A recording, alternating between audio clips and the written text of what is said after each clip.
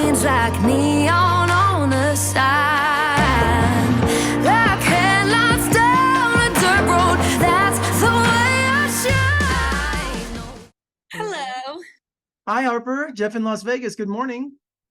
Good morning. How are you? I'm doing great. So thrilled to speak to you this morning. Thank you for your time. Oh my gosh, thank you for having me. I'm so excited. Well, tell me about how was it growing up in McKinney, Texas, and your journey to Nashville? Because someone who's born and raised in Las Vegas, that's a completely different world for me that I'm just so interested in.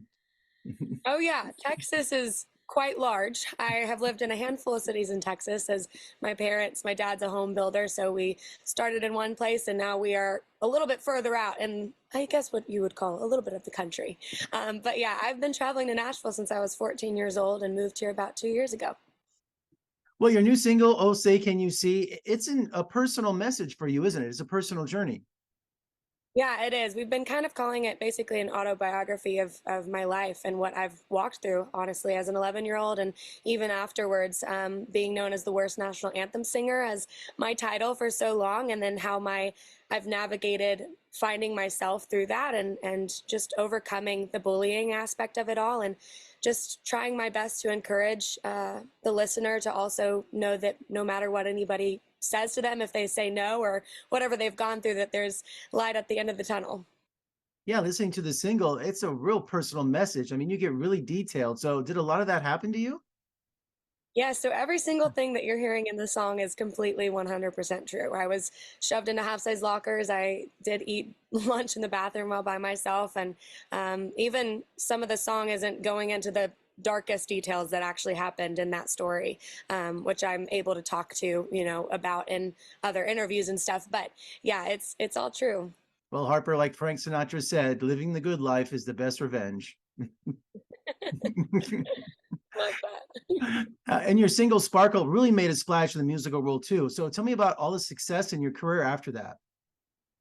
Yeah, so Sparkle just dropped in March, and we actually just figured out about a week ago that it's hitting radio very soon as well, and that's quite a surprise because it wasn't going to be the first radio song in our world. We just kind of wanted to release it so that it was an intro to kind of what my music was going to sound like. But Sparkle's all things country and Texas and Sparkles. Honestly, I grew up, like I said, in Texas and wore heels almost every single day out in the mud. So that captured my childhood pretty good, and I'm glad that the listener is also enjoying it as well. And can the idea for a song come at any time, at any place for you?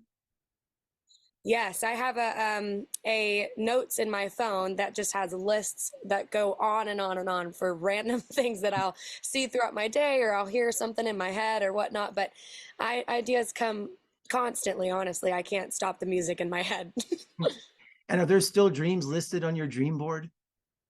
Yes, I actually make a dream board every single year with new dreams, which has short-term, long-term, and life-term goals and dreams. And it gets renewed every single year as we start a brand new year. And then I get to check things off throughout the months of my life. And it's really cool watching the things that I still hope for as an 11-year-old when I made my very first dream board start to come true 10 years later.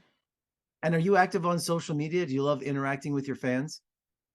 Yes, one of my top things that I make sure to tell people is that I love connecting with people. That's one of my very favorite things. So especially after shows, getting to see every single face and hug every single neck is something that's really, truly important to me. And so I've made it a very big priority on my own side to be able to reach out and respond to almost every comment and every DM, and making time to connect with the people and the fans and the listeners, because I mean, I wouldn't be here without them. And so, yeah, all social media, all the messaging, all the outlooks is completely open, and I'm ready to talk to people. So yes, it's all Harper Grace XO.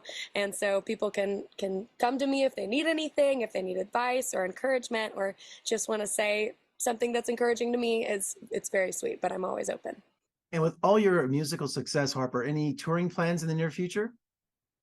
So my agent has a few things up their sleeves, I think, as we're coming to festival season and this fall, and we're just crossing our fingers, hoping that something comes about. But we do have stuff in the works, just no confirmed dates that I can't really share quite yet. But I'm on my redemption tour right now as I'm doing a bunch of different national anthems in preps for "Oh Say Can You See" dropping May 19th. And so we've been doing you know, anthems at professional games and professional soccer or sporting events in general. And then as well as talking to schools and different foundations about my story and having the speaking aspect and included into that as well.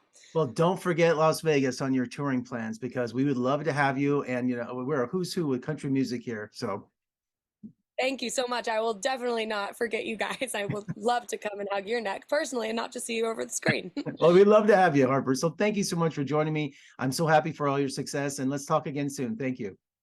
Thank you so much.